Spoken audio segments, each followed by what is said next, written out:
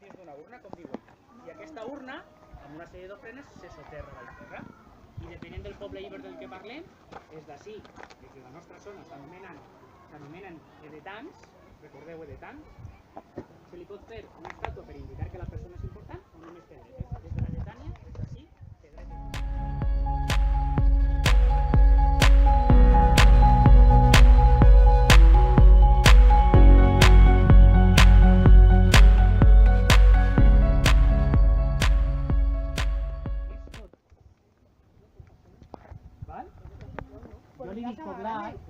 Jo li dic poblat, els arqueòlegs li diuen poblat, perquè és una manera d'identificar un tipus de jaciment, ¿vale? Però en realitat, tot això després, en realitat és una casa que a més funciona...